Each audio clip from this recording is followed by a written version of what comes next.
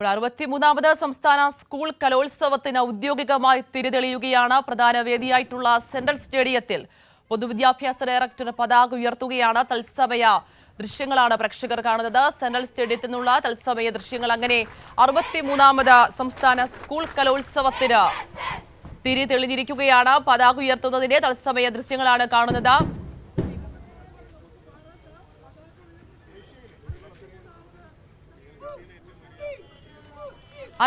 ാമത് സംസ്ഥാന സ്കൂൾ കലോത്സവത്തിന് ഔദ്യോഗികമായി തിരിതെളിഞ്ഞിരിക്കുകയാണ്. പ്രധാനപ്പെട്ട വേദിയായിട്ടുള്ള സെൻട്രൽ സ്റ്റേഡിയത്തിലാണ് പൊതുവിദ്യാഭ്യാസ ഡയറക്ടർ പതാക ഉയർത്തിയതോടെയാണ് കലോത്സവത്തിന് തുടക്കമാകുന്നത്.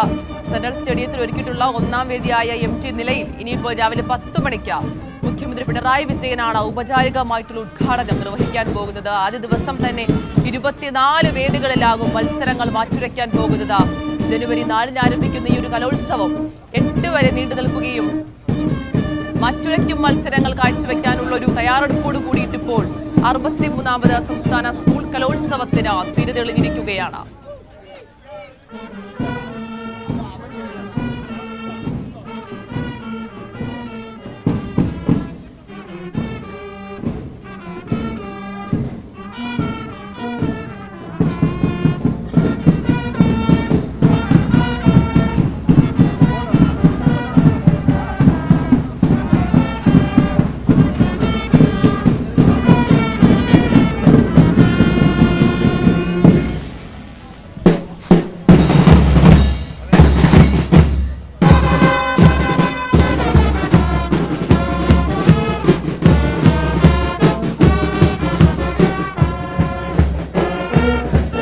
ഓക്കെ ലൈവ് കിട്ടാം. ഓക്കെ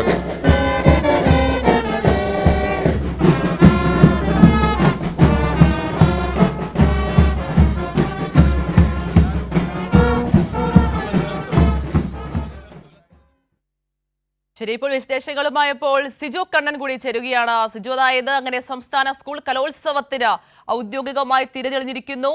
ഇനി നമ്മൾ കാണാൻ പോകുന്നത് മാറ്റുരയ്ക്കും മത്സരങ്ങളാകും.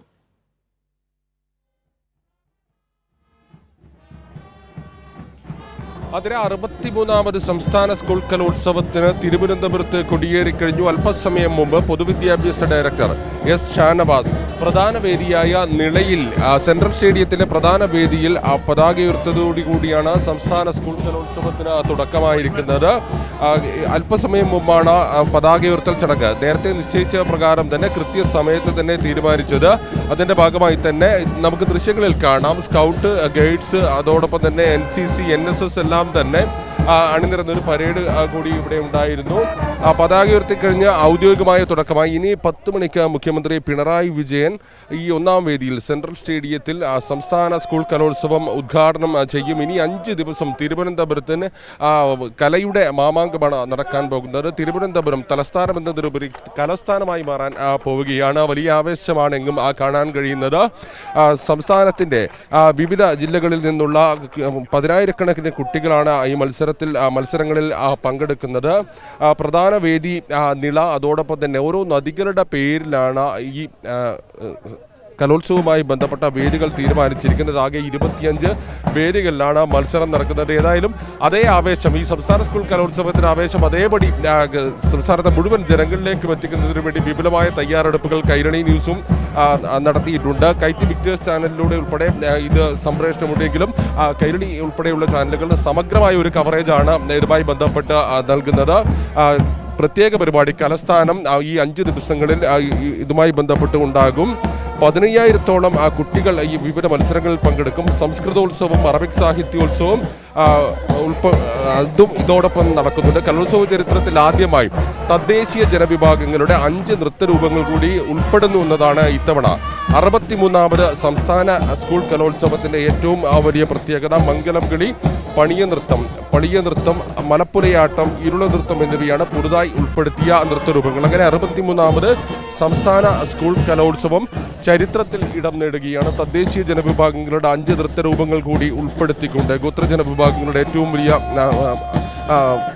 ഏറ്റവും പ്രധാനപ്പെട്ട നൃത്തരൂപങ്ങൾ കൂടി ഉൾപ്പെടുത്തിക്കൊണ്ട് ഹൈസ്കൂൾ വിഭാഗത്തിൽ നിന്ന് 101 മത്സരങ്ങളാണ് നടക്കുന്നത്. ഹയർ സെക്കൻഡറി വിഭാഗത്തിൽ 110 മത്സരങ്ങൾ, സംസ്കൃതോത്സവത്തിൽ 19 മത്സരം, അറബിക് കലോത്സവത്തിൽ 19 ഇനങ്ങളിലായി ആകെ 249 മത്സരങ്ങളാണുള്ളത്. സെൻട്രൽ സ്റ്റേഡിയത്തിലാണ് പ്രധാന വേദി.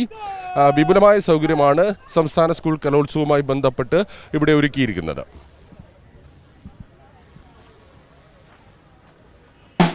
63ാമത് സംസ്ഥാന സ്കൂൾ കലോത്സവത്തിന് തിരിതെളിഞ്ഞിരിക്കുകയാണ്. സെൻട്രൽ സ്റ്റേഡിയത്തിൽ പൊതുവിദ്യാഭ്യാസ ഡയറക്ടറാണ് കൊടി ഉയർത്തിയത്. ഇനിയിപ്പോൾ 10 മണിക്ക് അടക്കം പോകുന്ന ചടങ്ങാണ്. മുഖ്യമന്ത്രി പിണറായി വിജയൻ ഇതിന്റെ ഔദ്യോഗികമായിട്ടുള്ള ഉദ്ഘാടനം നിർവഹിക്കും.